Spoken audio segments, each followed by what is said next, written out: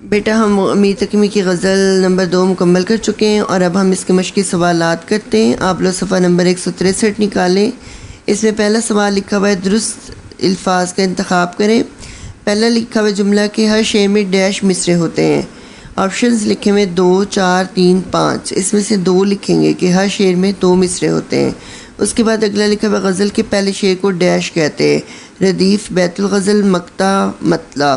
تو اس میں آپ کیا لکھیں گی؟ مطلع۔ غزل کے پہلے شعر کو مطلع کہتے ہیں، آخری شعر کو مقطع کہتے ہیں۔ اور یہاں پہ بیت الغزل لکھا ہوا ہے، بیت الغزل کہتے ہیں کہ غزل کا جو سب سے خوبصورت شعر ہوتا ہے اسے بیت الغزل کہتے ہیں۔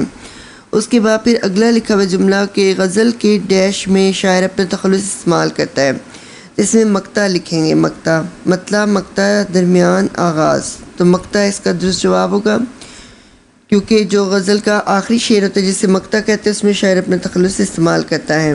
اس کے بعد اگلا لکھا ہوا میر کو ڈیش کہا گیا ہے، خدائے سخن، بابائے اردو، بلبل ہند، اردو غزل کا بابا آدم۔ تو اس میں دیکھیں کہ میر کو کیا کہا گیا ہے؟ خدائے سخن کہا گیا ہے۔ اور بابائے اردو آپ کو معلوم ہی ہے کہ مولوی عبدالحق کو کہا جاتا ہے، اور بلبل ہند داغ دہلوی کو بھی کہتے ہیں اور مولانا ابوالکلام آزاد کو بھی کہتے ہیں۔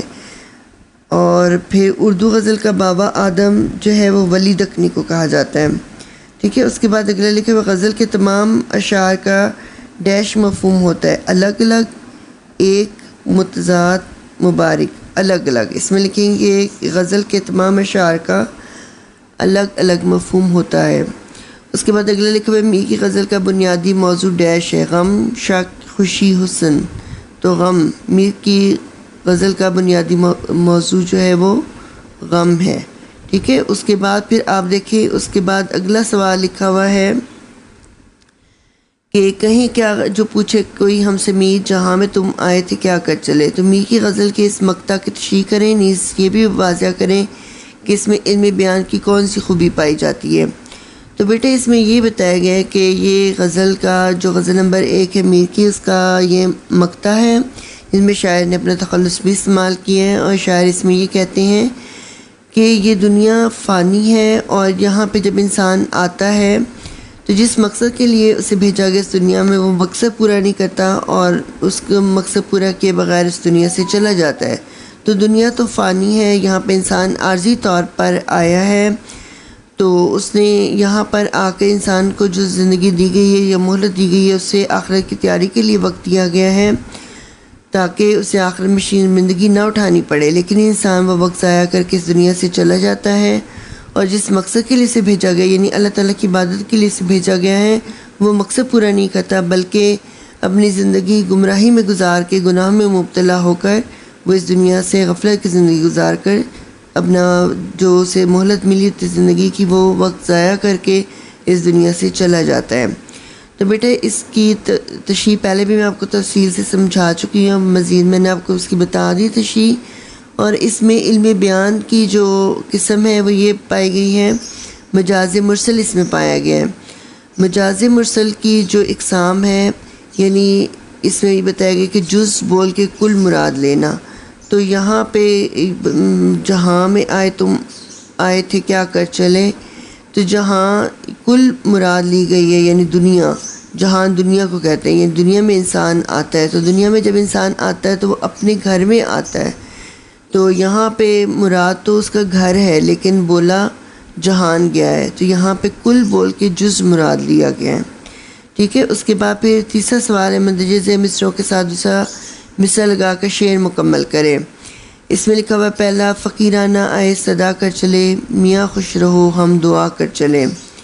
وہ کیا چیز ہے آج اس کے لیے ہر ایک چیز سے دل اٹھا کر چلے، دکھائی دیے یوں کہ بے خود کیا ہمیں آپ سے بھی جدا کر چلے، پرستش کی یہاں تک کہ اے بت تجھے نظر میں سبوں کی خدا کر چلے، کہیں کیا جو پوچھے کوئی ہم سے میر جہاں میں تم آئے تھے کیا کر چلے۔ اس کے بعد پھر بیٹا آپ دیکھیں اس سے اگلا جو سوال لکھا ہوا ہے میر کی شاعرانہ خصوصیات پر نوٹ لکھیں۔ میر کو خدائے سخن، سرتاج شعراء، غزل کا بے تاج بادشاہ اور غم کا شاعر کہا جاتا ہے۔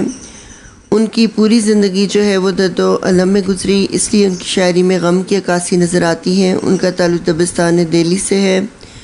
ان کی شاعری میں درد و غم، سوز و گداز، سادگی اور زندگی کی بے ثباتی کا احساس پایا جاتا ہے۔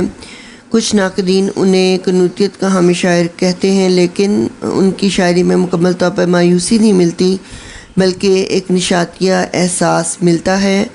اور میر کی جو کلام خصوصیات ان کی غزلیات میں جو سادگی اور ان کی غنائیت، موسیقیت پائی جاتی ہے، اور اس میں ان ساتھ ساتھ جو عالمگیریت، نشتریت ہے، اس کی وجہ سے ان کی عظمت کے اعتراف ان کے معاصرین نے بھی کیا ہے، اور بڑے بڑے استاد شعراء نے ان کی شاعرانہ عظمت کو تسلیم کیا ہے۔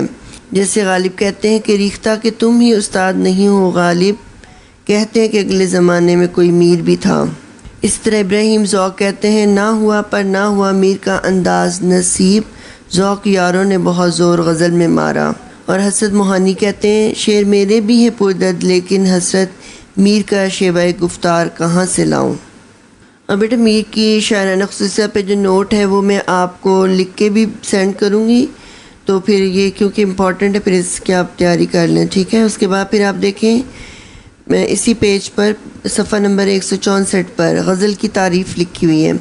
غزل کا لفظ عربی زبان کا ایک مصدر ہے جس کے معنی کاٹنا، چرخے پر روئی سے سوت یا دھاگا بنانا ہے۔ ادب کی روح سے غزل کے معنی عورتوں سے باتیں کرنا، عورتوں کے حسن و جمال کی تعریف کرنا۔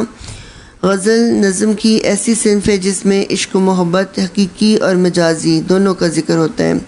غزل کی کم از کم اشعار کی تعداد 5 اور زیادہ کی کوئی حد مقرر نہیں ہے۔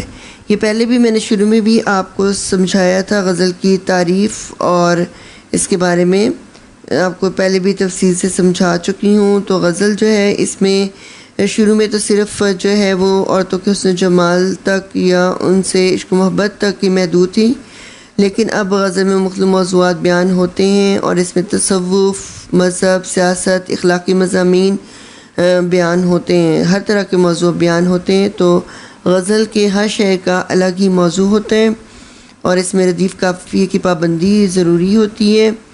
تو غزل جو ہے وہ اس کی کم از کم اشعار جو ہوتے 5 ہوتے ہیں، اور زیادہ سے زیادہ اس کے جتنے بھی لکھ سکتے ہیں۔ تو اس طرح سے غزل کی تعریف بھی آپ نے یاد کرنی ہے، ٹھیک ہے۔ تو یہ بیٹا ایکسرسائز اب آج ہماری مکمل ہو گئی ہے، تو اپنا خیال رکھیے گا۔ اللہ حافظ۔